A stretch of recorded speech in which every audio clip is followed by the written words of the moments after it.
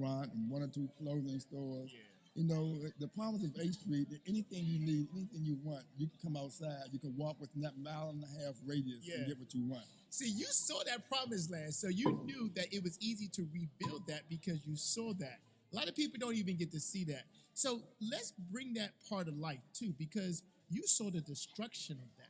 Yes, I was in 7th grade. I was in the 7th grade when that took place, and I remember sitting, I was in band class, matter of fact, Mr. Pine's band class at Stewart Junior High School. Okay. And we were rehearsing, and Miss Pettigrew came over the loudspeaker at the time and said, you know, that a disturbance had taken place and that we had to go home early. And as we left, we found out that Dr. King had been shot, and I don't think they had announced the murder or anything like that yet, his demise. But we were told to go home. And now, on the way home, you know, you go home as told, but as children, you're still going to do other things. You're Yes, going to sir. follow, you know, what's really going on and Right. so forth. Because this is your And neighborhood. it's my neighborhood. And so, you know, we know this neighborhood, so we're going to find out what's going on. And then we found out some disturbance was taking place, you know, later on down 8th Street and so forth. And we went for a few days, but, you know, I remember down at 7th and 8th Street, Northeast, that's where the Mortons was. And one of my classmates, Renner Marlowe, you know, went down there. And as the store caught on fire, you know, they remember he didn't come Hold on. The store caught on fire. The store caught on Okay, fire. Many okay. buildings were burning at the time. Got it. That's what was going on. And I think Morton's was one of the first of those, went you up. know, the K Jewelers, Morton's, and a few others. And, you know, he didn't come out that building as the building collapsed. He didn't come out that building. Wow. And his remains stayed there for about 10 years. And we told folks that he was there. He and was they, there. they didn't believe us. Wow. You know, I said, no, he never came out of there. They saw him, they said, okay, they posted him missing and so forth. But they always said something else happened. No, we were there. We knew he was there, and he didn't come out of there. Wow. Brother, that energy from the smiles of knowing that you were a part of something, right? To the pain of knowing the truth. Yeah. For a long time, everyone blamed everybody else. Who did you blame? You know, people blame everyone else, but at the same time, I knew and I saw and I listened, because I worked in some of those places. Okay. You know, as an adolescent, I worked in some of those places. And I remember Mr. So-and-so say, you know, Mr. So-and-so burnt their shop. Yo. You know, and it wasn't just African Americans looting. Tell the truth, you know, brother. people need to be honest. It wasn't Yes. just African Americans. It were people who didn't look like me that were Yes. looting too. Yes. The only people who that I know that didn't were the Asians, that they was covering up their shop and trying to protect themselves and so forth. Yeah. But, you know, as far as other than that, you know, it wasn't just African American. And I don't believe it was just African Americans burning their places, because you listen as a kid, they talk around the kids. That's right. That's so right. we hear Yeah, things, yeah. and you hear Mr. So-and-so say, you know, Mr. So-and-so burnt their place. Right. You know, right, I think Mr. right. So-and-so did that. They said they was getting out of here and so-and-so. Yeah, So right. they took advantage of it. And some of the we know same who people they end were. up, and some of the same people end up moving up to Pennsylvania Avenue. Yeah. And, yeah. you know, and I told Yeah. those stories, and other people told those stories, but they never wanted those stories to get out but so far. Right. Right. And right. some of those folks are well-known people that, Yeah. you know, that they didn't, you know, they probably didn't believe or didn't want to believe something like Right. that happened. Brother, I'm so honored that you turned that happiness. You didn't let it cloud the pain that you were feeling. You got to recognize it had to be a lot of pain knowing that the community that you love no longer exists. Yeah. But you turned that inside out. But And you began to work and bring that thing back to life. What was that like, trying to tell people, I know how beautiful this can be, work with me to get it back there? A lot of people thought, well, I was out my mind, you know, even the city, you know, Okay. nothing good could ever become of H Street, you know, and the whole thing was to, you know, begin that process. Yes. I remember looking at the whole Main Street programs at the time, and I thought that the Main Street program was a good model, and other people, including the HBCDC, told me I was out of my mind. Okay. That that's a suburban, that's a rural area project and program. And I said, but I like the bones. They have good bones. And if we capture those bones and we work those bones, then we can restructure something. Yes. And then as we got going, you know, we started, you know, working with Anthony Williams at the time, because Okay, Marion that was Barry the man. tried. Marion Barry tried. Yeah. Yeah. And John Wilson, they tried. Okay. But okay. it didn't go far enough. Got it. And many of the buildings lay dormant for some for 50 years, or Yeah. in disrepair for 50 years or more. Yes. And to me, it took Anthony Williams to come in, and when he was running for mayor, I went to him and I said, we needed, something to happen with A Street. He said, well, what do you want? Yeah. I said, we need a charrette because You had to know what you wanted. Yeah. Wow, what do you want? Yeah. And because you already had the vision and you were adamant about making a difference. I want to go back to Main Street because there are programs and you have been able to work within systems and programs. So let's talk about, for those who don't know what the Main Street is, because it's a national movement. Can you talk a little bit more about Well, what the Main Street program is a national movement, and it's basically dealt with around entrepreneurship, organization, design. It's a whole gambit. It's a whole structure of revitalizing neighborhoods. It's basically started in more of a rural, suburban area. Yes, sir. And you had very few that was part of a urban area outside of Boston. I believe Boston was the first one. And in D.C., Birch Road was the first one. Okay. And Birch Road. I looked at lists and I looked at the National Main Street program and tried to figure out which one better fit our need. I really like what lists had, but they weren't consistent in dealing with their structure, and they weren't as organized as the Main Street program. The Main Street. So working with the different programs. So if anyone is listening and you're in a neighborhood that you love and you believe in, I'm hoping that he's inspiring you to look within, but act outward. Act without those doors, and realize that hope is real when you put it to work. Right. So my question to you, brother, is: the government has an ear, the community has an ear. How did you bring government and community together to work towards bringing A Street? But the whole thing is, you told Anthony Williams that we needed to rest. He said, okay, it'll take time. I have to go in and blow government up to where it is. I have to restructure it because he didn't believe they had the talent and skill set to do what was needed. Oh, okay. Then we did a tour. Okay. We did a tour bringing the community together. Yes. And he walked A Street with us twice. Okay. And I remember him taking a potato chip bag at 8th and A Street, and he put a potato chip bag, a can in the potato chip bag, and he put it in the corner. And when he came back the second time, he said, apparently you guys not getting city services either because I put this here some time ago over here, and this item board over here sitting in this corner is still there. And it's still here. Okay. And so what we did, we organized in order to bring it back, we had to get everybody involved. Yeah. I mean, we didn't care if they liked you, didn't like you, or whatever. Right. Every organization, anybody who had a impact or had a stakeholder, stake in A Street, we wanted them involved. And we got them involved. We ended up with over 500 people involved in the process. Where we walked the corner, we walked the streets, we walked the alleys, we walked in cubby holes that people probably never walked in. That's what I want to do. I want to get people involved. And so we're here at Business Wisdom Wednesday with Brother Anwar. And Brother Anwar, so many people, I want to stop for a moment and bring our guests, our loved ones over so they can hear this podcast and they can be inspired to know that they too could get active in their community. So please stay tuned. All right. So he never came with the, okay, all right, cool. Yeah. See, they have to understand that, and I want to say this, that it's your neighborhood, it's your business. Say that. It's your neighborhood, it's your business. Yeah. And I want to explain that. I gotta engage, so I gotta get them engaged also too. So we're gonna get back to this. Okay. Yes. Again, the urbanly, I gotta do my job. Oh yeah.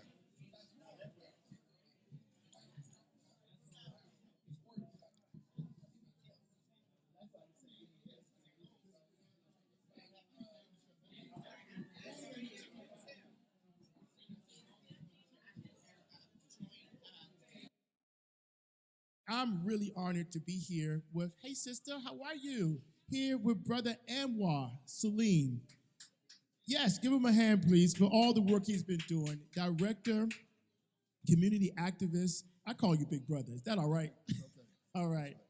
Now, we were talking about what A Street used to look like. A lot of times people pick up articles, they do blogs, whatever the case may be, but they don't really know the truth about A Street, right? So let's unpack that real quick. Let us know what it was, but what it is, and what it's going to be, right? Okay, how far you want to go back?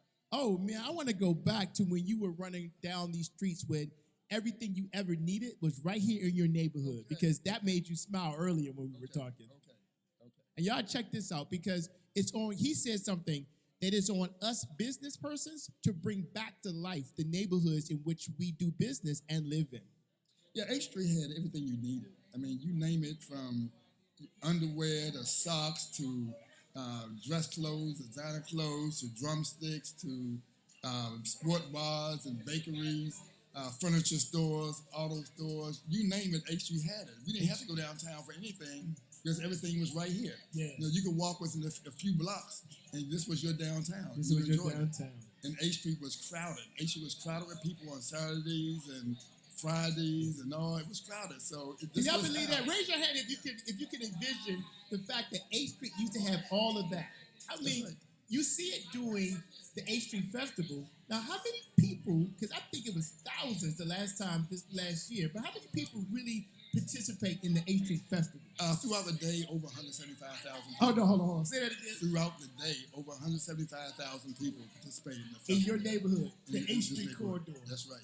Okay, so that's what's going on, right? That's right. But tell us about the future, because see, you have woven the Main Street processes and principles, DC government agencies, and a lot of things to make sure that the H Street is even better than it was. So, Do you want to talk about the future? You want to talk about what we've accomplished to a certain degree? oh yeah, because you can't get to the future if you don't get accomplished. Because when I first started back in 2002, H Street had 75% vacancy. Okay. And we had to find some way to really make it work. So we looked at some programs, and we knew Barracks Road was a Main Street, but the Main Street program was a suburban, rural area program. It wasn't an urban program at the time. And, we had to find something. We looked at the LIST programs and what they were doing, which I thought LIST had a very good program, but they didn't have the structures in place that was ongoing. And so we looked at the Main Street programs, and we went to the city and said, look, we want to be part of the Main Street program. Then they solicited us. They just solicited businesses, the first 5 businesses to be in the Main Street program. Barracks Road was already a Main Street program, and we applied. Okay. Got it. You applied. Now, we have another mic that's going to be on. For those of you who are listening who want to ask Brother Anwar Salim a question, I want you to know that the mic is hot, so you can do that, right? So when you think about the processes that you applied to bring H Street to what it is now, what was the hardest thing to do, brother? The hardest thing to do was to really get government involved in the beginning, because everybody wanted to pass the buck. People didn't look at H Street favorably. Yeah. People had tried to bring H Street back and went to the CDC. It's not their business. We need something else to really make it work. The government has to intervene. All you have to do is tell me that one time, and I see the picture. Right. And I saw the picture. I said, okay, if government has to intervene, what do you want? Yeah. And we begged, but we didn't get anywhere. Anthony Williams, the election was taking place. Anthony Williams became mayor. Okay. I said, Anthony Williams, to get elected, this is what we want. We need H Street to come back. We need people to get involved. Right. And he said, well, what do you want? I said, we need a charrette. We need a charrette. We need a plan. We need a plan that people can believe in. And what we did after he became mayor, he said, look, I can't do it immediately. I have to go in there and change structure of the government, because he said, I have to change the Office of Planning. I have to change the Office of DDOT, because I don't think they have the skill set to really get it done. And he did just that. It sound like excuses. Yeah, and so I got frustrated. Okay. But then I seen him bring in Andy Altman, Derek Woody, Karina Ricks, and all the rest of those guys, and they were assigned directly to H Street. Okay. The work with us to get some things done. He put a team together. Yeah. And then with that team, we did a tour for H Street. Okay. We did a tour, and I remember with that tour, I remember him taking the potato chip bag at the end of the tour, and he put a soda can in that potato chip bag. He put the 8th and 8th Street in the corner. And when we did the tour the next time, we wouldn't finish. It's a mile and a half long, so we couldn't do all of it at one time. Okay. And he came back, he said, apparently you're not getting city services either. You want us to rent, you want all the rest of that stuff. He placed something to see what was really happening and what wasn't. And he said, you're not getting city services either. And I remember this iron board that was sitting over in this little cubby hole was still there. Wow. So we had to clean this place up first. Yeah. And said, I agree that we have to clean it up first. How do we get it done? Got it. And so then we began to get people involved. I say, the mayor, we have to get people involved. We get every aspect of the community together. Yes. There are too many fractions on H Street. Yeah. And there are people who like people. Somebody didn't like nobody. Some people like buildings more than like people and all the rest. Man. And so we end up looking at every stakeholder. Okay. And we invited every stakeholder to meetings. We ended up with about 500 people that had participated in the process. We walked H Street, we went to every corner, we went in buildings and all. And the next thing you know, we end up with a plan called Revival. And that plan called Revival All we had to do was go in there. We separated A Street, divided A Street into basically threes and fours. Where we had our urban living area, Okay. our No, central where's retail the district. urban living area? Urban living areas between 3rd Street, the bottom of the bridge, to 7th Street. Okay. Then we had our central retail district from 7th Street to 12th Street. Okay. Then we had our arts and entertainment district from 12th Street to 15th Street. And then we went on the side a little bit and got Bladensburg Road a little bit. It's called our Arboretum. You expanded because when you're doing good, it expands. That's right. So what I want to do is I have some family members here who are business owners, right? And I want them to get the chance to ask you a question, right? Okay. So let's set this up this way. How many of you all by a show of hands out here are business owners? Business owners? Okay, got a few, right? Now, the A Street corridor is combined with the residents, but also the businesses, right? Yes. And so I want our businesses to get an understanding on what should they look for when they choosing a location? Because people say location, right? But A Street was that location. So, but you've helped so many people open up stores. Sorry, my restaurant was on A Street, but your hair salon That's right. on straight.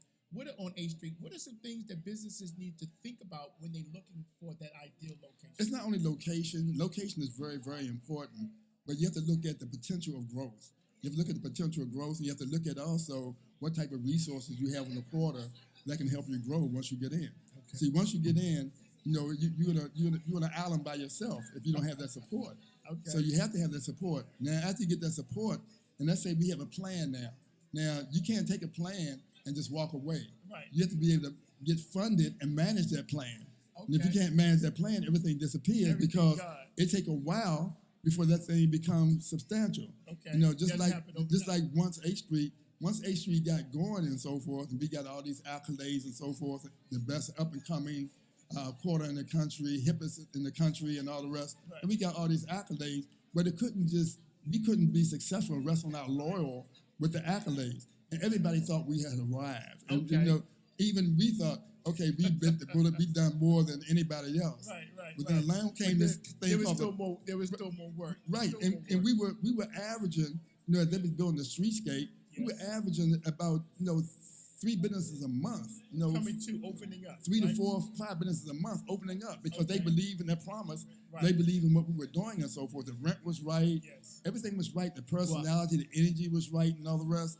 And then the next thing we win the Great American Mainstreet Award 10 years later because of the promise. We get the streetcar. Yeah. We get facade improvements. We have developers who believed in the promise, Right. and guys stood and See, y'all, you see his face, y'all. He's and talking all the about rest of these guys, they come in and they want to take part of A Street and develop along the A Street quarter. If you guys get the streetcar everybody going, wants a piece of you when you're doing real well, it's just right? going over and over and over, man. So this thing was unstoppable, and you thought it couldn't be unstoppable. Yeah. But then the pandemic came. And that's another thing. But before we go into that pandemic, what I want to do is kind of the people that's here, if you have a question, if you're in business, if you're in the corridor, or you're thinking about coming to the corridor, here's an opportunity to ask Brother Anwar Salim. Any questions? Sister Peaches, any question? You got a question for him? Here's the mic right here.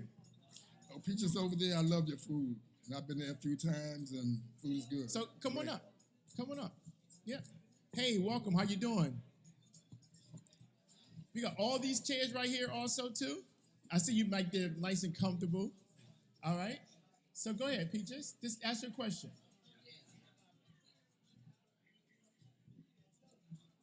Welcome, you all. Thanks for coming. Okay. Just ask your question. Yeah. So, Brother Anwar, I know this putting you on the spot, but you've helped so many businesses. So we have this other mic. What we want to do is give everybody an opportunity who is in business to get one of those gems, because you heard all the thousands of people who come here during A Street Festival and all the awards this man has won. In his heart, it's about helping someone else. So if you have a question about business, he talked about location, or just wherever you are in business, this is the man to talk to. So let's tell us your name and then ask your question. Okay, my name is Peaches Watson, and I'm the owner for Peaches Kitchen, Restaurant, and Catering on 3rd Street. I want you to bring a mic a little bit closer because I want everyone back there to hear you also. You can pull it closer to you. There you go. Yes. Okay.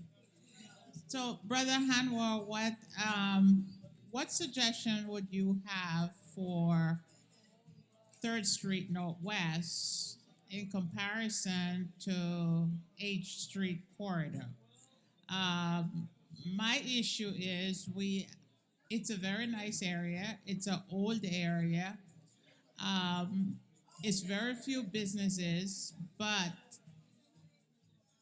how I've been trying to get the few businesses that are there together, and some of the things that to highlight Third Street, I have been trying to see if DDOT could do more lighting so that the businesses that are there are more visible. So how would you go about trying to attract someone? We have had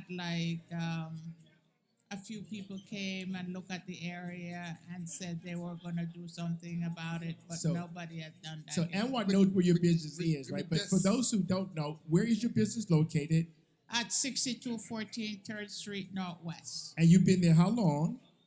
17 going 18 years. And you're part of the park. I'm sorry, the I'm part of the Park Main Street. park's Main Street. Yes. So go ahead, Anwar. Okay, yeah, I know where she's located. Yes, sir. I used to take music classes over at Coolidge. Okay. Right up the street, so I'm very familiar with the area.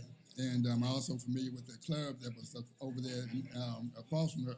Okay, the And VIP so, room. The VIP room. Okay. And I think that you have to take all that energy, you have to find a way to bring it active again and use it. The VIP room have to really work with the businesses, right in that Okay. area. Okay. And y'all have to piggyback off each other as they have their customers can come across the street and all the rest. You have to find a way to get over to the schools to get more customers. But one thing that she mentioned about lighting, we went through the same thing on H Street. Okay. We had DDOT and other folks that come out to talk about lighting, and they brought these little scales out, and they measured it, and they say, you guys have very good lighting and so forth. But yet, if I go to half a block away, I couldn't see nobody in the dark. Is So it like I that knew on something your- was wrong. Yeah, I knew because- something was wrong with that.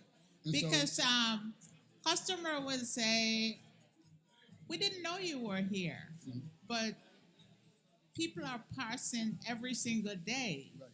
And in the nighttime, it's very dark. I mean, you have the vegetarian cafe, you have Lovely Lady, and you have the VIP, and you have the Aroma group.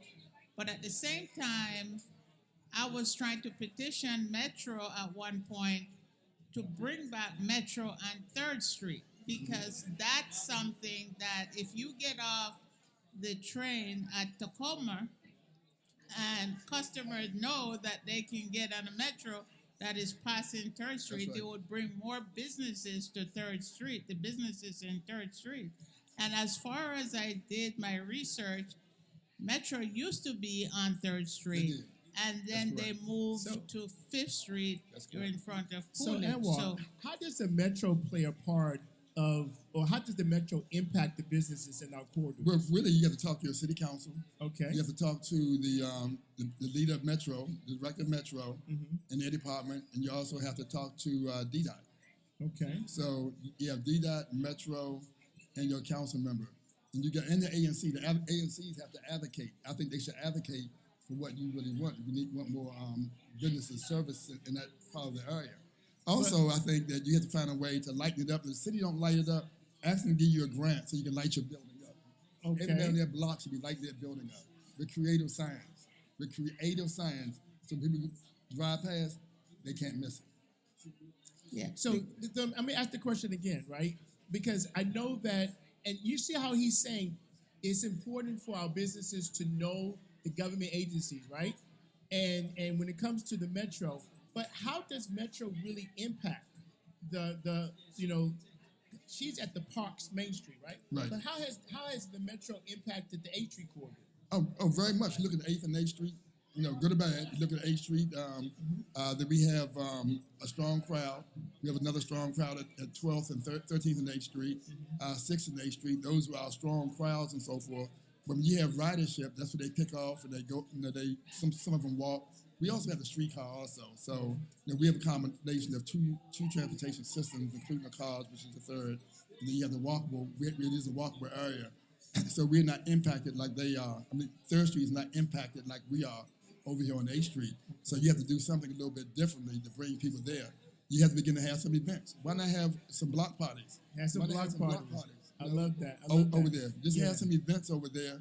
If the city, if the city don't help you bring the people there, you bring the people there. bring the So people we have there. some events.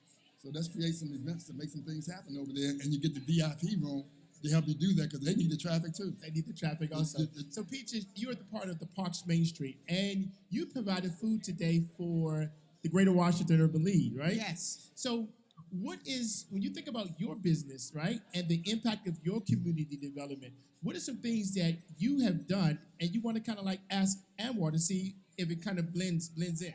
Because I want to make sure that while we have him, we get everyone in here an opportunity to ask that, ask that expert the question. He's the expert. So let's go ahead and ask him because we want you to be in that space. How many years you done so far? It's to finish 17. We need 17 That's a more. long time. You can do it. Yeah, so one of my goals is to attract more people to 3rd Street. But because as my business is catering and restaurant, and when I started it, I thought that I didn't go to 3rd Street to have a restaurant. I actually went to 3rd Street to do catering. But after going to 3rd Street and I look at all the surroundings and the families that live, I says, it would be nice to have a nice little family dining restaurant here. So it was a big piece of meat to chew to do that, The cleaners was there at the time, Mrs. Williams, I'm sure you're familiar, and she says, "What make you think you can survive here?" So I have proven that my food can bring customers there, and even though one of the things was like I should use alcohol to be a part of to bring more people to 3rd Street. But it goes to prove that during the pandemic, a lot of restaurants that had alcohol still couldn't open.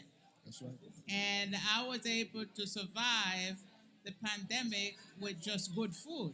And his food is really well. So for the years to come or whatever is down the line, one of my goals is to see that little part of 3rd Street become more vibrant and more be able to everyone passing can see. They have no question. Once they get to North Dakota, they know that little businesses exist there.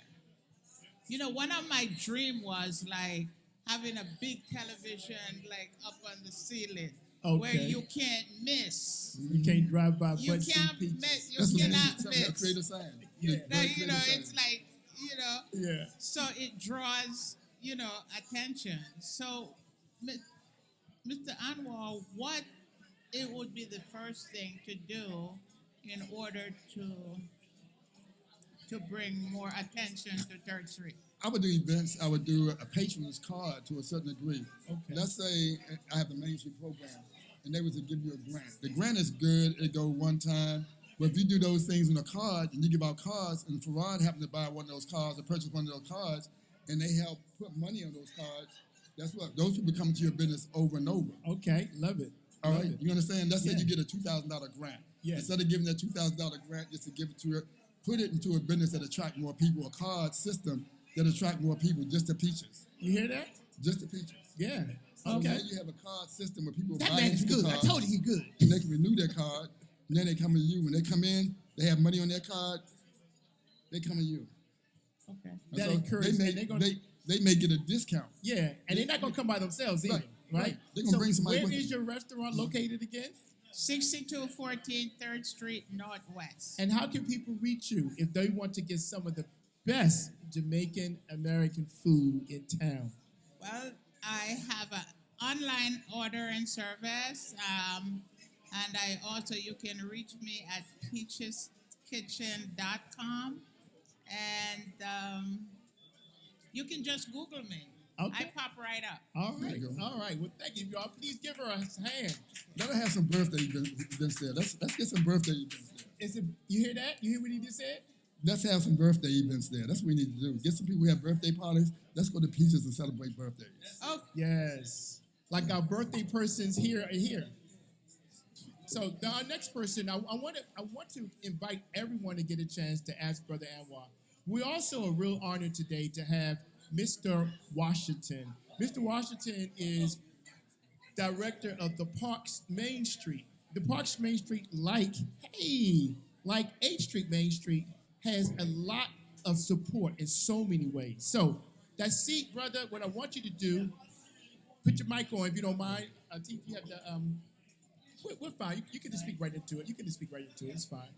All right. So can you tell us who you are and what you do? Because you're now at the Greater Washington Urban League also, too. Well, listen, I'm honored to be able to be on the program with you, Brother Tate, and Brother Anwar. He is the guru of Main Yes, Street. he is. This brother is on national videos for the Main Street America, which is a national Come a program. little closer so I want everybody back there to hear which you. is a national program. But I'm Edwin Washington. I'm the program manager for the Parks Main Street, which is now very happy to be a part of the Greater Washington Urban League through the Entrepreneurship Center. We help small businesses. We look through the league now is help businesses thrive. Okay. Now, you have some money. Like Anwar just gave a great idea of putting that money onto a card so that the customers are like reusing and using it and interacting. Can you talk about some of the grants that the Parks Main Street provide, and how do we, for those who are in that corridor, how do we, access that money? Well, our grants are going to be announced in about a week or so. They are going to be specifically, as with all main streets, with the grants we give through the Department of Small Local Business Development, is for a designated area. And Anwar's probably, I mentioned there are 28 of us around the city, but specifically the area that the Parks Main Street has is over in the Riggs Park area and the Manor Park area, hence the Parks Main Street. Now, a little bit south, there's the North Michigan Park, which has some businesses there. So if we're able to get that, then it's future-proof. It's still all the parks.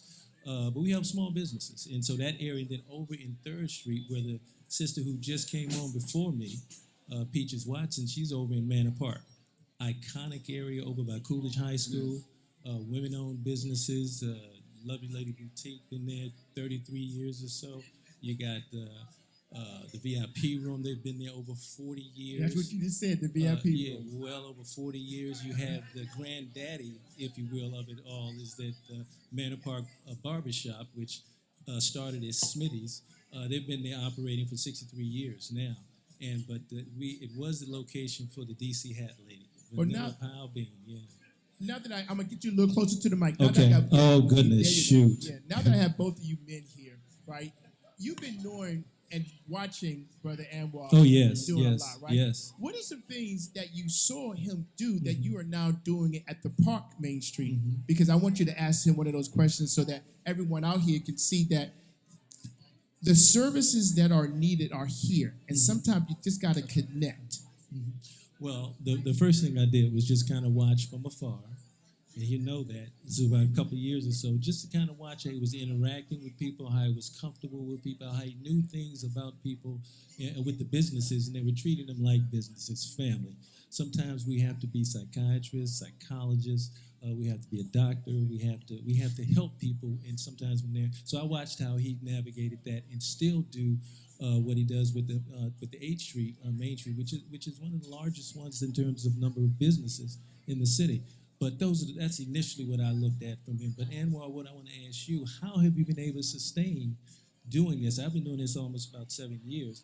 But in the Main Street movement, if you will, it's like 2-3 years. They be cycling it out. We've seen that over when I started in 2018, but 2019 in terms of the fall of 2018 when the Parks Main Street came into fruition, there were 14, 16 Main Streets then. They're 28 now. So how have you been able to, what has kept you doing this? Well, it's a love for the community. It's a love for the community, a love for business. I like business. and I want to see this neighborhood grow. I want to see H Street have a collective of businesses, not just all African American, but I want Swedish restaurants. I want Korean restaurants.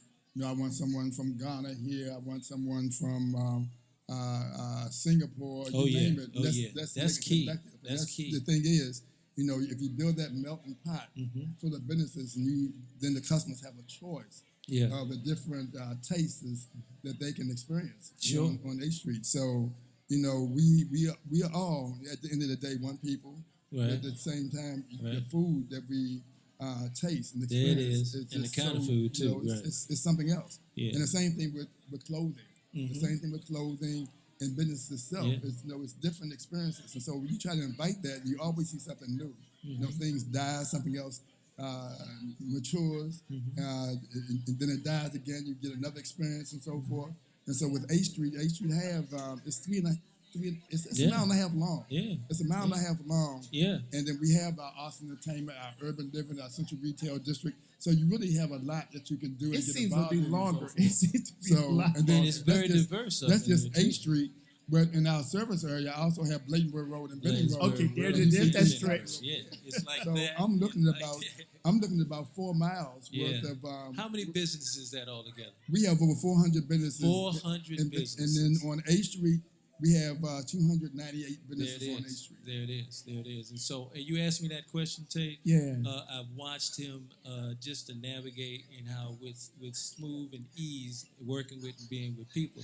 But it's not without its challenges. We know that. Well, You you're know. gonna have your challenges. You're gonna have your challenges. You think everybody just love Anwar Salim? Oh, come on now. Hey, it just hey, don't work that. hey, It just hey, don't work that way. hey, you know, hey. you know, Well, he at Hillbridge. It The was. answer is yes. They love him there. I can say and my you guru. know, the thing is, you know, I like to have conversations with people, not to get close to them, because if I feel you, I can understand your There it pain. is. Yeah. I can understand your successes. I can understand what you need. Okay. But if you don't have that conversation with me, it's tougher, because anybody get beg for something, Right, to a right. certain degree. Yeah. Right. But do you sincerely Yeah. need it? Yeah. You know, Yeah. and are you selfish, or do you really care about the whole There it is. neighborhood? There And it that is. really plays a strong part with me. If you really care about the whole neighborhood, hey, you my guy. I can Right. really work with you. But if you Yeah. selfish, don't Yeah, care I about got nobody you. else, and I can get all I can get, Yeah. and don't care about nobody else, I have Right. a problem with that. I'll be straight up with you. I I have hear a you. problem with that. You wouldn't So- be able to done and do what you are doing for as many years if you have done it. And the key thing that made me realize that, I remember when A Street was hot, and you had Yes. new businesses coming in. Oh, man. You had the new businesses coming in and say, Anwar, you know, we the new people, you need to give us more attention Right. than these other people, because we the new folks on the block, and we're going to take H Street far. Right. And then I had the oldest folks who've been here Yeah. for a while. Yeah. And they said, look, Anwar, we've been here for a while. We want to taste that promise of the future and all the rest. So once I saw that, I didn't see the battle of each other. I saw, okay, both needed that expertise attention. to really make it work. They need the Right. attention, so I had to Right. work with everybody. I couldn't pit one side against the other side. That was I had to smart. work with everybody. Yeah. So if I could, like, Yeah, the, go ahead. the difference is here. Like, so the main, the parks. A little Main closer. Street, the parks Main Street is in a residential area, Uh-huh. mainly residential. Manor Park for sure. Very, like I said, iconic. Some businesses have been in. But over in Riggs Park, there's development going on, but it's still within a residence. So navigating that within those community associations, the citizens associations, because you know they have voice, and so the same way in which you're doing through the business establishments here and getting them to come together and try to get a sense of who they are and how you can best represent them. The folks who've been here the longest, those are just coming in. The same thing certainly happens in the neighborhood. So the dynamics that, and again, I watched him navigate it. I watched him go through that, and it's helped me to be able to, within the residents, because it's, you know, in some cases they think that, they say, wait a minute, there are ANC commissioners to do certain things. Uh-huh. The mayor's department, there's a department, the police is really the one who really can help you do this. But they think that perhaps in some, because we're out and about and we're there, they know that we've been helping. Right. But I know when I started out, when we got the Main Street going, the Parks Main Street, it took me a year for folks to just say, hey, wait a minute. Now, I was saying I got some grants to give, and you asked me about that earlier. Yeah. I got grants and everything, but folks didn't want to give it. You know, it took a while for them to say, because they've heard others come in through other programs, they come in, sell a lot of stuff behind the sky, and then they disappear. But after they find out that you're here to stay, or at least you have a part of a system that's going to keep a process to keep them helping them. It works out. So you have money to give. To have money Right. to give. No, the funniest thing is you have money I to hope give. y'all listening to Yeah. this. You have money to give, but they want your money, but they don't want to talk to you. I don't want to give up no information. Right, I don't right. give up That's no it. information, That's what I'm talking. but That's I, it. I want the money. I want Yeah. the So money. if you want some money, you have to have a dialogue with me. You have to Right. talk to me. Right. I need some Right. information because the Yeah. city is asking me for information, Right, and right, I need this information to give to the city to justify why I gave you the money. Right. Okay, so we're going to unpack this, y'all. I've learned from both of you that relationships matter, Oh, right? without a And doubt. in that relationship building, what are the 3 or 4 key elements? You said communication at the right time, but I want to really go deep. When you are trying to establish that relationship, or someone trying to establish a relationship with you, what are those factors that you gentlemen look for? You know, I'm looking for sincerity. One, I'm looking Okay. for sincerity. You really care about your business. You care about the quarter, Mm-hmm. and how do you want to grow your business? How can I help you? You know, I'm asking that first. I asked you that before you say how can you help me? But how can I help you? And the whole thing is, will you be sincere enough? Will you be interactive with me enough to really help highlight your business? With me, it's everything about giving to you. Yeah, You know, I ask for a little bit back, Right. but I'm going to give to you more. yeah, And what I want you to do in return is to give to your customer base and give to the quarter after that. yeah. And that's what I want. So that's what I look for. Right. You know, I want to give all I can to you, Yes. but in turn, I want you to take that energy and give it all back to your customers and the quarter. That's what I want you That to do. keeps that community. That's right. Brother Washington, when you Well, think well- about when you're making that relationship, you see so many businesses. A lot of times, they are in dire strait. They Yeah. literally need the Yeah. money, right? Yeah. How are you Yeah. determining the ones that are really serious and Right, best based right. on the ones who just Well, like Anwar certainly put it right on, but we are in some instances like the old MASH program. Okay, MASH. It's triage. We're going to look at, and it's funny. I took CPR training today and defibrillator training, but it was 4 hours too. That was great. It was really good. It's triage. So there's some businesses that they might not have worked with you for whatever reason. Some, business owners and entrepreneurs, they're proud. They don't want you in their business. And if you're an immigrant or something like that, not saying anything's wrong, but you're not trying. This is your baby. But that's where it can be a challenge because we're not able to find out how we can best help that particular business. So They gotta it's open like up. that. Then you have the businesses that are just like they see it, they committed, they're in there, their stores being broken into, their employees, maybe not taking care of the cash register the right way where it doesn't add up or anything, but the business owner, he or she is the one that said, those challenges are there. Yeah. So we know that they're committed, we're looking to help. And then you have those businesses that have been around for a while. They're ready to scale. They're scaling, but they just need some help to know how best either marketing. It could be with having products that they might put on the shelf. Where you've counseled some folks on putting their products on shelves and everything, or doing something like jerk sauce. Miss Peaches there, jerk sauce and calypso sauce and everything.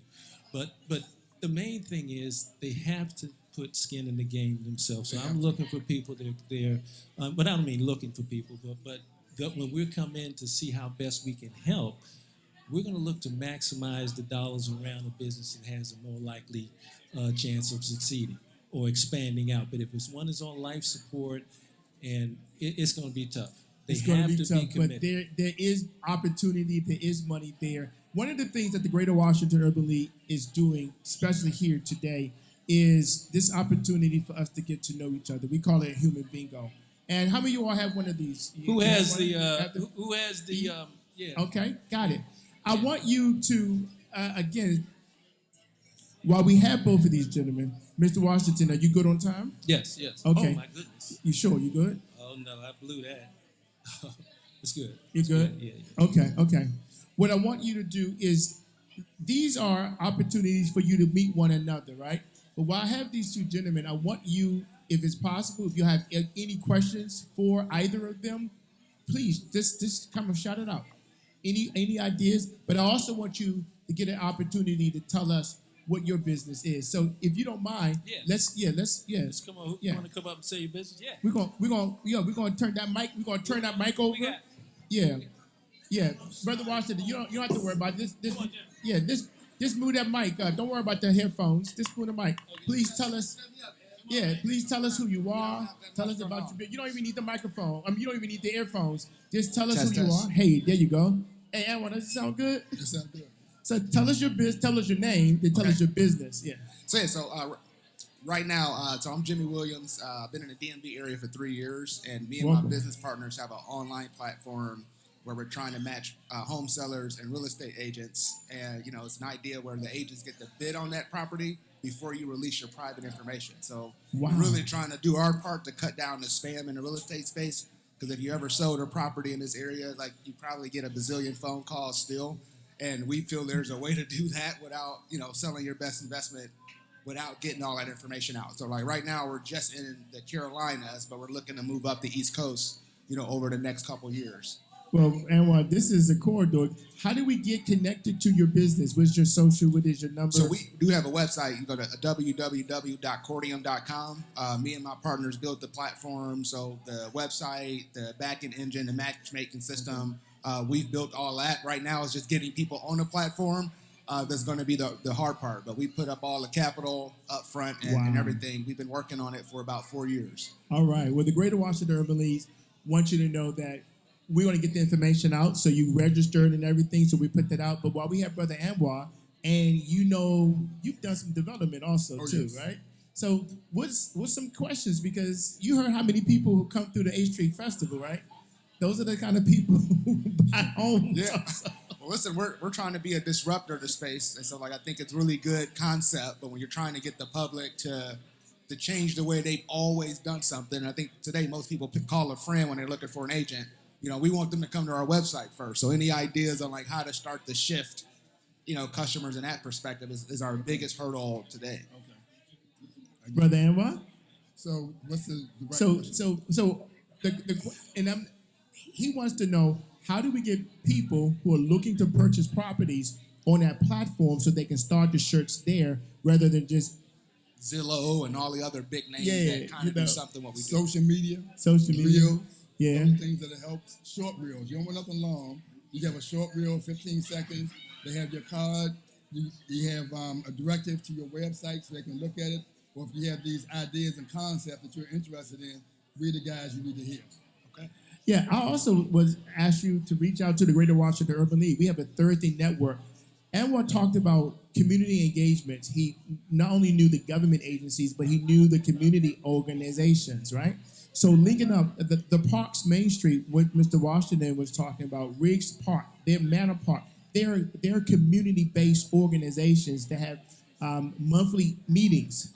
Imagine you on that platform at one of those community monthly meetings, letting people who are 20-year, 30-year homeowners, but know the neighbor who's about to sell, know that this is a different way to start that sell or buy process. That's fantastic. Again, that's the benefit of it. You set your own commission rate up front, so there's no surprises. And I think with all the real estate changes, we're hoping that, we can save agents so much money on the back end because we're not collecting a percentage of their interest. It's a flat fee, and then they're going to pass that on to the home sellers and maybe sell a house for 1% less. And so it's a win-win for everybody. That's the plan. Workshops. And workshops, yeah, you got to teach people. You got to teach people. Workshops. I like the workshop idea. Yeah, got to teach people. So let's give my brother a hand. He's a business owner, what it's all about. That seat is hot. Who's going to get on it next? Because our goal is, we have this human bingo, right? I want you, is anyone who, my sister, come on up here and tell us who you are.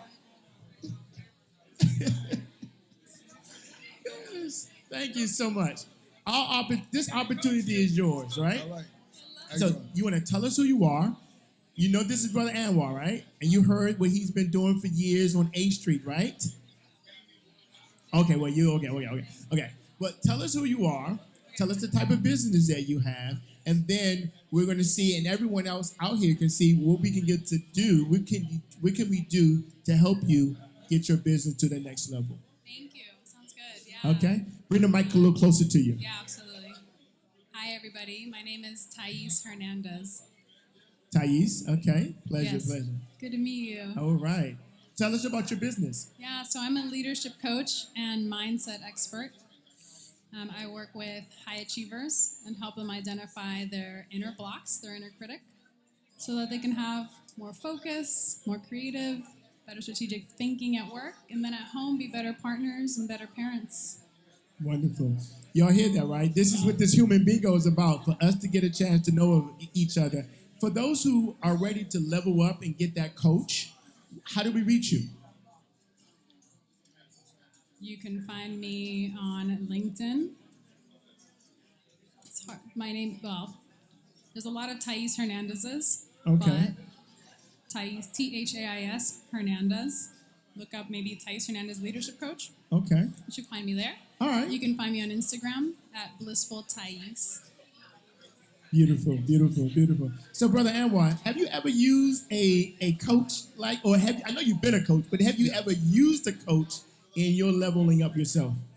I know coaches. Have I used a coach? I haven't, but I think with reels, again, reels are very important to this day. Yeah. Where you can do 15, 20, 30-second reels to talk about who you are, have signs that show who you are, put it on social media, give folks geared and guided toward you.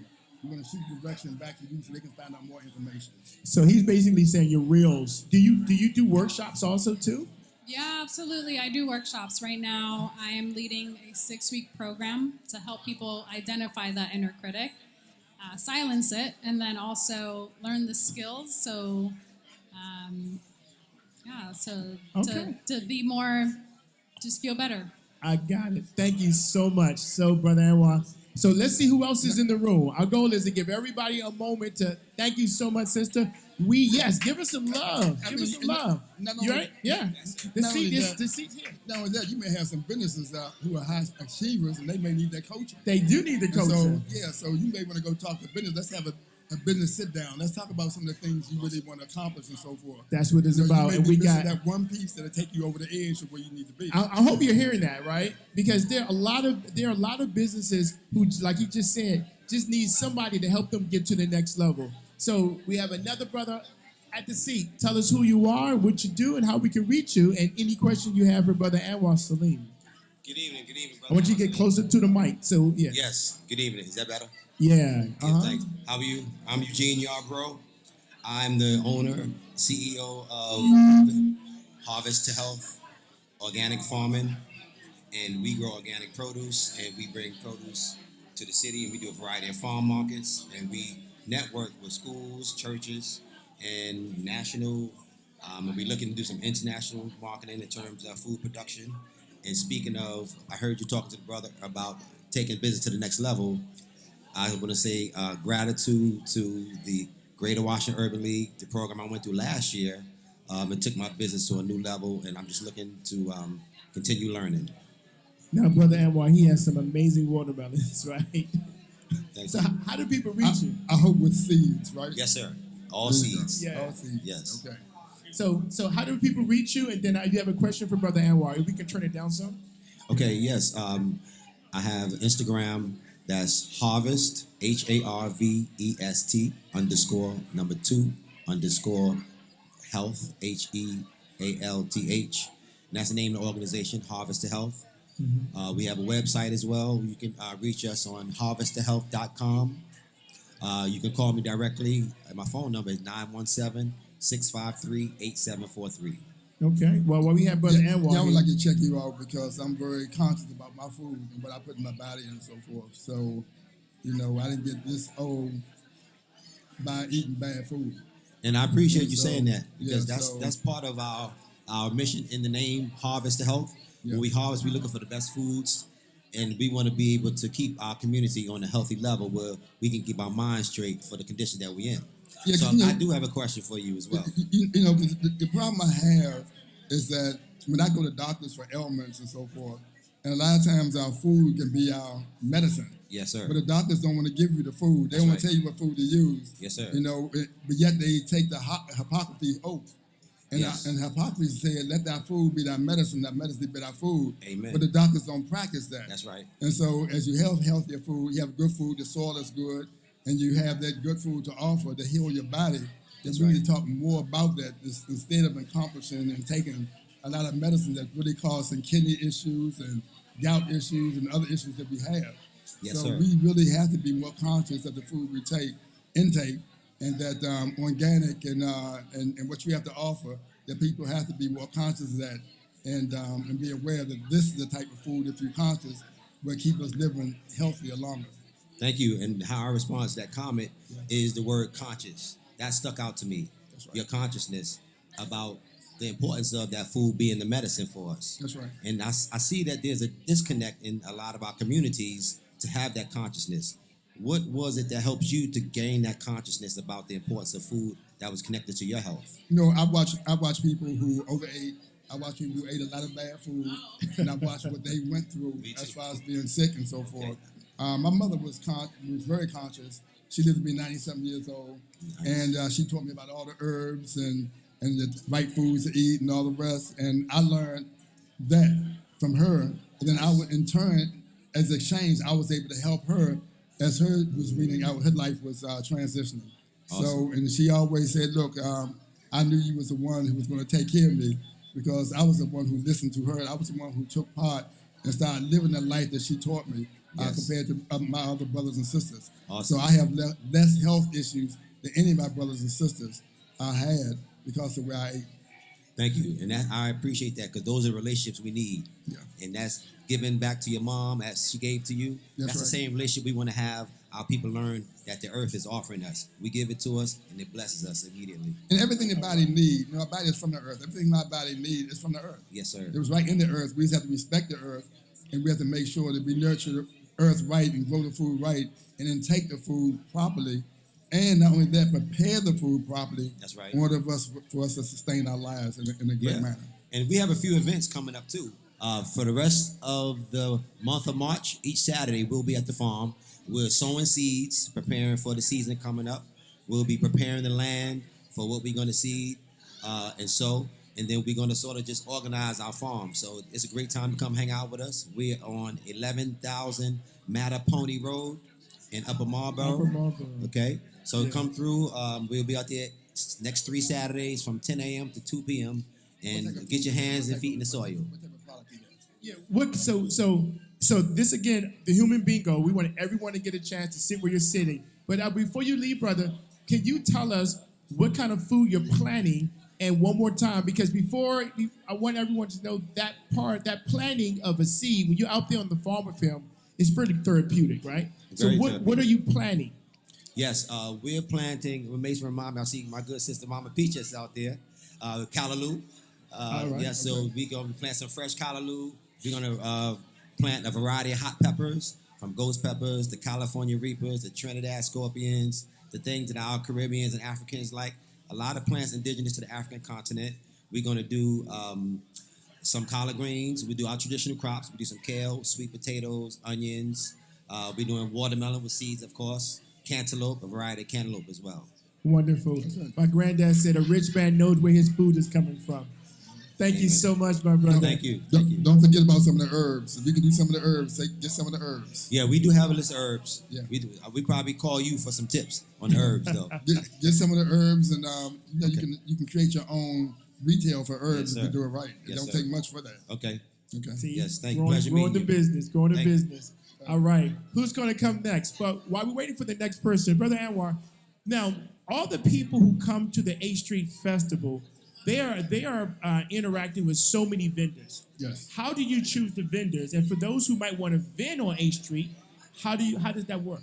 Well, we normally open up our vending in April, and we choose our vendors. We don't make sure we don't have too many food trucks. We don't have too many, let's say, seafood places or fried fish or whatever, and that you're not competing too much with the 8th Street businesses. Okay. So we will make sure you have food that really don't compete too much with 8th Street businesses. And then our placement is very important where we place you, so you won't compete with a lot of the 8th Street businesses. So I like people to let people know that 8th Street businesses are first. Okay, and y'all hear that? 8th 8th Street businesses are first. And then we place everything around the 8th Street businesses that really won't compete with them so much. Okay, all right. So the businesses 8th Street, you don't have to worry, you don't have to put it on. The 8th Street businesses are first, but you got enough space. How many vendors do you normally have coming to the 8th Street Festival to vend? It's a combination, but we don't do over 100 at the most. We don't do over 100 vendors. It depends on what food and retail. We try to get more retail and then organizations and stuff like that first. All right. But those are things we're more so interested in anything So else. people who are interested in vending for 8th Street Day, it starts vending opportunities start April. How do they reach you to get on the list? www.8streetfestival.org. Got it. I hear that. Now, we're blessed to have another sister, Sister Wood. Jay, how are you? Hello, how are you? The Mason jar. Yeah. How many of you all had her food? Give her a hand if you all had her food. We are so honored to have you. You were one of the graduates of the Buy Our Hands program at the Greater Washington Urban League. For the few who have not had your food, because I'm waiting for the sun to come down a little bit more, tell us about who you are, what type of food you have, and how we can get to reach you. Because the 8th Street Festival is full of food, and who knows? Right. Okay, so I am Chef Jay the Doula. I am the owner of the Mason Jar, where I promote mental health and wellness through plant medicine consumption. And that's in all forms. I am a chef, a farmer, a doula, and an herbalist. So I like to incorporate all those aspects of my lifestyle into what I provide to my community. So yeah. Okay. So, My daughter's a doula. oh, okay. All bless her right. heart. And that food is so important to our mothers, right? You have a special program going on. Can you tell us about that program and how people here can be a part of it? Right. So I have an initiative that I started in February called the Meals to Moms Initiative, where we're nurturing mothers in their postpartum period for the first 6 months to just provide them with that support that they need as they journey into a new transition into motherhood. So I provide them with, thank you, mental empowerment. Thank You can give us some love because she's doing her business on purpose. Yeah. Yes. So I provide them with mental empowerment, acceptance, love, and support through the meals that I provide, and also postpartum support during my delivery to them. So I have moms where they're struggling with lactating. So the meal items that I provide support and promote lactation, and I'll go there and make sure that their baby is latching correctly and things of that nature. So that's what the Meals to Moms Initiative is about. And if you would like to support, I am accepting donations. This is a community funded, out of my pocket, out of the pockets of the community, to provide these meals to moms, because a meal plan is one of those things that we in our community deem as a luxury, and it's actually a priority. So I want these moms to be able to get these meals without any worry of whether they can afford it or not. So I've just decided to start it and hope to gain traction and the support of my community as I go on. If you want any more information, you can meet me at my table, and I have more information to share. Now, Brother Anwar, you got to have some of this food. This food is really well. When you think about what does food mean to the 8th Street Festival, like you said, you choose so you don't have so many of one type, one kind. But how do you choose, and why is food so important to make a festival a festival? The first thing I look at is, I'm a little biased because I look for healthier foods first. Okay. And you get a priority. Then I look at other food, it's not competing with other businesses along the quarter. Then I have to have so many. I can't have an overabundance of any one thing. Okay. Because if I have an overabundance of any one thing, that the businesses they're not gonna make any money because it's the same. Everybody's serving the same thing. Right. Then I want to make sure that it's cultural mixture of food businesses and on the quarter, so you'll get a taste, a little bit of everything. Okay. If I have all the same thing, nobody's gonna make any money, and it's gonna be a little difficult. So people come to the 8th Street Festival because of the food, because of the experience that they have from the restaurants, and because of the clothes and retail they can purchase. Okay. So it's a combination of things they come to 8th Street for. It's that balance. It's not just that. It's that balance. It's not just the food. It's the experience. It's all about the experience. Got the experience. Now, when the women get the food from you and you bring in that food, tell us about that experience also that you create for these women who are taking care of their babies and you are helping to take care of them. That experience is full circle for what the Mason Jar stands for. I get to deliver these meals to the moms and come inside their home and get to survey, how they're adjusting to motherhood. Because postpartum, that's a big thing that we try to look over a lot in our community. So, for example, one mom, she was 2 weeks postpartum, and through text, it's like, I'm okay, I'm fine, I'm doing good, everybody's adjusting. But then when I drop off, I'm able to talk more and get more information. And she says she's breastfeeding, but she's been having some discomfort. So we were able to sit there for about 30 minutes, and baby was ready to eat. And I said, go ahead and latch baby and let me see, what this latch looks like. And we adjusted the latch in less than 10 seconds. And she was like, oh, that feels so much better. So, like, to have that and to be able to sit there and converse with her and, like, just get the mental part, because her birth didn't go as planned. And, like, we, just to talk and just allow her to let that out. It's all about what the Mason Jar is about, because that, again, that encompasses everything that I do. Through the Greater Washington Urban League and the connections that I've made, I was able to get my perinatal mental health certificate, which I'm studying to test for now. Yeah, give Thank that you. to her. Yeah, she's doing the work to grow her And business. I recently got my breastfeeding peer counselor certificate. So now I have the opportunity to go inside of WIC offices and work to help promote these moms. So I can do it for myself and also join the organizations in the community to do it for them. So that's been the most rewarding thing, to be able to sit there and really give that support full circle. I love it. This is amazing because, years ago that a lot of this was passed down. Yeah, And then we lost that. yeah. We got educated, we got too much education. I and got we disconnected. got disconnected. And we lost that. So, this is a reconnection of what was practiced many years ago. And And believe me, everyone in every culture looked to us for that. As a matter of fact, our sisters fed other babies. Right. And because of that expertise and so forth. And so now, that I'm glad that you are doing something like this. I like my daughter who's doing a similar thing. And so, but you have taken the extra connection with the food and so forth, because I think is so important. When our businesses are on purpose and they are connecting to the people, how did that feel? Right, Jay? Because the reality is, a lot of times people think, well, I get in business to make $1 million, but you are in business to impact a life that is like touched every time you walk in that door with food to feed. When you say that, it makes me think about, I most recently traveled to Ghana, and that experience was life-changing, because I didn't go, I traveled with Brother Kojo, Eugene of Harvest to Health.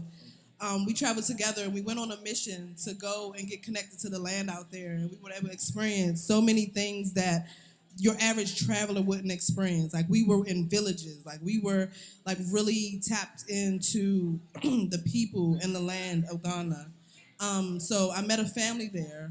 She was a doula. I reached out to in a community that I'm in on Facebook, and she said, hey, I live in Ghana. We can connect when you get here. So long story short, I connected with her there, and it was only for a short time, but in our conversation, she mentioned how, even there, she's trying to figure out how to allow this practice as a doula to help her to be financially stable to where she can do her work.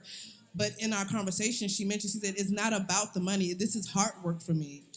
And when she said that, I'm like, that's what it is. Like, I wasn't able to define what it is, but she said, this is not work. This is hard work. Like, comes from my heart. So when other doulas that we're in the circle with say, hey, you're not charging enough, or hey, you shouldn't be doing this for free right now, like, I'm still trying to get off the ground myself.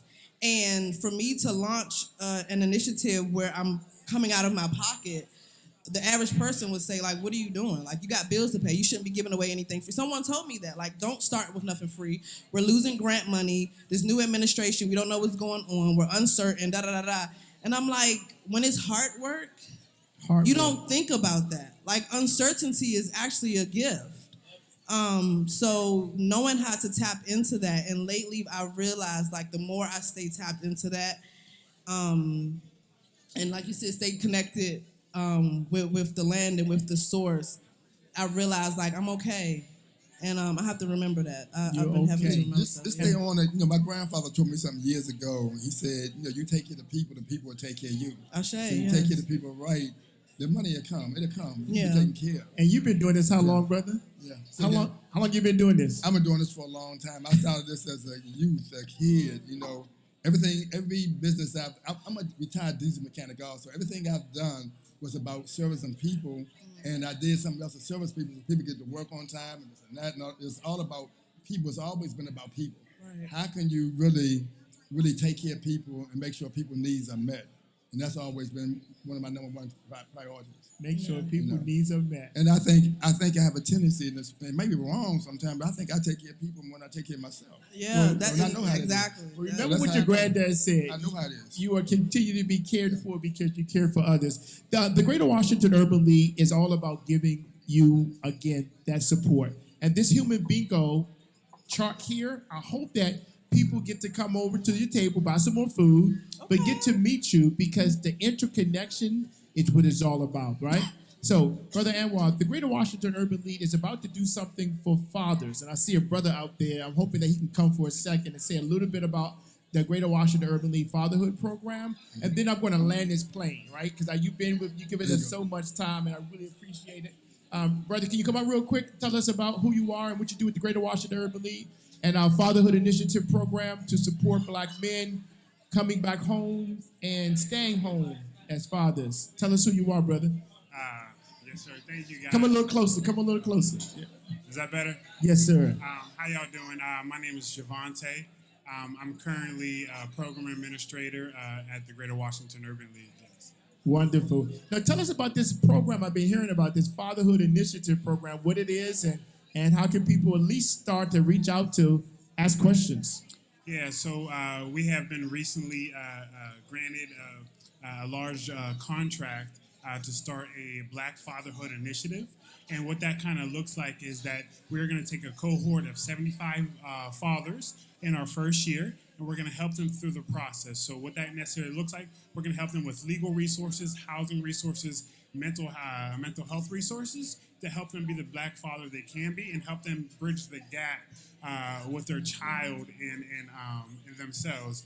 Because the Black father is very, very important in the household, and for a long time in history, the Black father has been removed systematically, which has caused a very negative impact on our people to this day.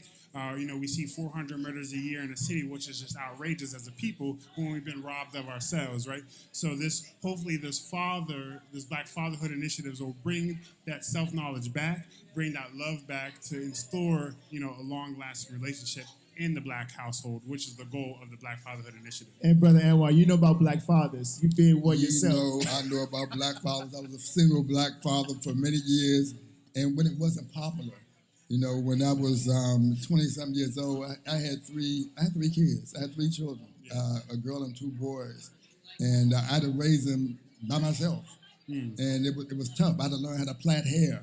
I had to learn how to bathe them and all the rest. I had to learn how to take care of the legal responsibilities, and I had to go to work every day on top of that. Yes, sir. So it wasn't easy. And I saw how people, when you need their help, how they try to take advantage of you. So I figured, let me learn how to do this stuff myself. Right. So, and I understand the importance of Black men in the household. Yes, sir. And I tell people say many times that women can raise a man, they can raise a man, but guess what? It takes a man to build a better man. Of course. So if he's doing his job right. Yeah. So it's residual. It's a man build a man, help create a man, but it takes a whole family to really get it right. Yes. And what we have to do is stop the separation where you have the woman over here and the man over here. Mm-hmm. Oh, I can do this better by myself as a man. I can do this better by myself as a woman. But guess what? We can do it the best way if we come together and put our craziness aside and build a strong family. That's when we can really, really win. And this society has done what they could, the best they could, to divide the man from the woman and tell the woman she's greater than the man. The man, you can sing and you can dance, you can do all this crazy stuff, but you can't take care of your family. No, we have to fight for our men. We have to fight for our women. We have to fight to come together to really make it right. Yeah. It's on us to do it because people who would come take advantage of dividing us. Because why? It's to their advantage. Right. It's to their advantage to divide us. But it's not to their advantage. If we come together, we're more creative. We're teaching our children better. The skill level and the education level rises. And we also go into business where we can take care of ourselves. More families go into business to take care of each other than we not have families, So business, we come together, we can build stronger business foundations, and then we don't have to worry about what's going on today. We worry about in my job in federal government and all the rest of it. Why? Because we have created the job. We have to worry about boycotting Target. But guess what? Because we created our own businesses, and then we have created our own communities. You look at Black Wall Street and what's happening. It took families to do that. It took families, and this wasn't one Black Wall Street. There were many Black Wall Streets across the country, but it took families to do that, and they saw the strength of families, and so they have done, and they still doing to this day, to divide the Black family, because they know in that Black family is strength, and they're afraid. They are really afraid of us coming together and building that strong foundation. They are really afraid of that, and the only people who can stop that is us. They're not going to do it because it's not to their benefit. Only we can do it, but we have to get rid of all the craziness that we are going through and decide that we're going to respect our women, we're going to respect our man, and we're going to build strong family foundations and strong children. Wow. So, brother, I thank you, Brother Anwar, and I thank you very much, brother, what you're doing with the Greater Washington Urban League. Just real quick, brother, how do we reach you for those who want to go online or anything? And I want to ask Anwar one last question. But go ahead. How do we reach you, brother? Yeah, so you guys can meet me. So my email is jnewman@gwl.org. I know that may be hard to remember, but if you reach out to GWL, you'll be able to get in contact with me. But the best way is via email. My number also to connect with me is 202-409-7601. You can also find me on Facebook and Instagram as well. Thank you so much, brother. And if you have any Black men, a group of men that you want me to talk to, I'll come out and talk to them. I give my experience, you know, and I think I've defied the odds of that division. So I defied the odds, and my children defied the odds, and they're doing well. As a single Black male, they are doing very well because I was conscious of what was going on. And so our kids just need that understanding that they can overachieve, that they can get through this. Yes, sir. They need to understand that. Yeah, so just a comment before I go. So we definitely will take you up on that because it's not just about the Black family, it's about the community. As a community, we become economically independent, and then we can be able to get where we need to. So yes, sir. Thank you. Thank you so much, big brother. Now let's close. Let's give him some love. Let's go ahead and bring this. So now, Business Wisdom Wizards, this is what it's about. Bringing our business communities together with information, you coming together. So again, the human bingo, it doesn't stop because this event's over, right? But Brother Anwar, for closing, first, for those who want to reach you to learn more and to volunteer, because I wanted to ask you that, are there opportunities to volunteer to help put on the H Street Festival? www.hstreetfestival.org and look for volunteers. Please sign up. www.hstreetfestival.org or either hstreet.org, either one. Just go on either one and find me. You know, matter of fact, you can type my name in, Google my name, and you're going to get my cell number. Call me and say, I want to volunteer, and I'll find a way to get you there. And that's the beautiful thing. That's so beautiful when you know that you can be a part of something. Nothing's stopping you to connect with somebody who's been doing it for years. That's right. My brother, thank you so much. Any you. final words? Oh, you got one more person? Oh, okay. Okay, we can't end without you. Okay, I'm sorry. You already know. Okay. So tell us who you are. Yep. Okay, let me put this. Okay, just tell us who you are. Come on. Yeah. Hello, y'all. My name is Lillian Biama. I work in finance. I work as a finance broker. I teach people how to roll over their 401ks, TSPs, Roth IRAs. I work in insurance. I also teach people how to leverage IULs for their business and create financial strategies. Awesome. So what you guys were talking about is right up my alley because I have these flyers actually for business owners, teaching them for financial workshops how to come out and understand what it is that IULs do and how to roll over their annuities in this current market. Like you just said, with the Doge and Elon Musk erasing a lot of public initiatives, a lot of people in the government are afraid. Yes. They don't know what to do, where to go, how to leverage their finances. And as you can see in the last 30 days, we've lost trillions in the stock market. So what we do is move over those monies that is leveraged in the stock market to safe accounts. All right. Yeah. All right. See, we have a lot of everything here. My sister, thank you so much. One more time, how do we reach you? You can reach me at Miss Melanated on Instagram, on really all platforms. We are called The Monetary Mentality, so we're thinking monetary. Like we said, we need our own financial independence, so that's what we teach on. Awesome. So if you guys I'll be right around. I'll be talking to everybody. So if you guys have any questions, feel free to ask. I do also host a podcast myself, Awesome. talking about financial freedom, financial education, and there will be a big launch within the next 2 weeks. So, Awesome, fantastic. Welcome home, sister. Thank you for coming to Business Wisdom Wednesday. of All course, right. thank you. I appreciate you guys have been hosting me, and I appreciate this event. Thank you, guys. Thank you so much. So, Brother Anwar, thank you. Got one more? Yeah, come on. We're going to get everybody. Everybody, great. Please do. Okay. And so this will be my last, brother. Thank you.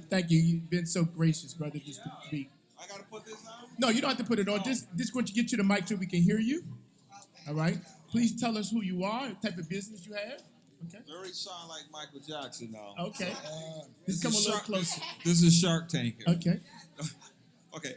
My name is Jeffrey Johnson from Rochester, New York. Uh-huh. And I'm not a business person, nor am I a speaker by any means. Okay. But I do have a Put the mic a little closer to you. Yeah. yes. So I do have a provisional on a suitcase called Snooze on the Go. Okay. And it's a video. It's just 2 minutes. Can I show it? Well, it's going to be hard for everyone to see it, but if you can tell us about it and tell us where can people go and get information about it. Well, right now, it's in the process of being, a prototype. Okay. And it's a carry-on suitcase, which looks like this. Okay. You can see it. All right. And just a quick little. Well, I want everybody, before this brother leaves, to come see the video because Right. I just heard Brother Anwar. I want to say it was Southwest. Somebody you got to No check luggage. your luggage. Yeah, your luggage, right? You got to pay for luggage in Southwest. I told now. folks Right. it was coming, man. It was coming. So it's a carry-on suitcase with a 6-foot bed and 34 inches in width, and it meets the standards 22 times 14 times 9. So I was able to manipulate the math into it. Okay. And it has a pillow and it has like a half-inch mattress, and it was approved by the FAA. I think that's what it's called. And then we have a larger version for Greyhound Amtrak that's like 7 foot, and they have This brother is an inventor. Yeah. So one more time, for those who want to reach you, I want people to use this human bingo and meet you. Right. But how do we reach you to get more information about your luggage? Just go to www.com snooze on the go. Snooze. www.com snooze on the go. Love it. And it's the only one like this on the planet. And Well, get it first and get him. Right. Get him. All right. All right, my phone number is 585-910-5780. No flirting. No. Thank you so much, brother. I appreciate you coming in. I appreciate that. And so, Brother Anwar, final words, man. You've been doing it for years. I know there's, people are going to be registering in April for the new H Street Festival. People can volunteer and really learn what you do and how you do it. You see so many businesses go into business with their heart wide open. My last words is yours. I want you to tell what could we do better together when it comes to business. Come together. Let me tell you something. You look at the H Street, and you look at many of us dominated H Street years ago. You look at many other neighborhoods, Georgetown, many of us dominated Georgetown years ago. But what we have done, that we didn't see the value of where we were. And we allowed people to tell us those things that were valuable were not valuable, and we ran away from it. And then all of a sudden it became valuable after we left. And this happened not only in Washington, D.C., it happens throughout the country where we lose a lot of value. We have to understand and realize the value that we have, the value we sit in. And we have a tendency of looking at the new value and not wanting to build anything. We have to come together and we have to build. We have to build. We have to come together. We have to save ourselves. At the end of the day, looking at where we are now, especially this economy, this political environment, no one's going to save us but us. There's no question that we at the bottom of the totem pole in every category there is, and we act like nothing is going on. I'm going to give DEI a good example. DEI is a good example. With DEI, white women benefit the most from DEI. Okay? Everybody else, Hispanic women, Asian women, gays, you name, everybody take advantage of DEI except for us. And guess what? We're the face of the bad end of DEI. And guess what? We only receive 4%. Wow. 4% Yeah. of DEI benefits. Yeah. Yeah. So it's BS. Yeah. And we have to be able to articulate when the BS is thrown at us. We have to begin to throw it back. And I don't think that we articulate enough. That we're not using that word power and our strength to throw it back in somebody's face when it's wrong. At the end of the day, this country was built off of you and I. Yes. There's no question about it. Yeah. This city, the capitals and all, Yeah. they marched down Blaytonboro Road. When they couldn't get the job done, we did the job. And we built the Capitol. We built the White House. You name it, we built this city. Yeah. When the wars came, we saved this city. Right. This city. We saved this city. Yeah. And it's been like that all over the country. So we have to realize our value. Yes. That we have to come together. People of color who have their skill set. Our doctors, our nurses, your engineers. Guess what? You can get rid of folks from cross seas if you want, but guess what? You're not going to have no real good nurses because guess what? Who service you in the hospital? Yeah. What nurses are servicing you? Right. They look like us. Yes. You know, you look at the engineers, the most successful engineers, guess what? They look like us now. Like us. So the bottom line is we have to understand our value and come together and not let no one else divide us. We listen to the BS and we allow folks to divide us, and that's why we can't get anywhere. They study us. They study us very hard. But we have to begin to study ourselves to understand our right. Thank you so much, brother. Can we give him some love? Business Wisdom was designed to do what we just did, give you direct contact to people who are doing the work. It's important for you to know, brother, you're not by yourself. We see you, and we are grateful, and we will continue to work with you. Give that to me. Thank you. All Thank right. you.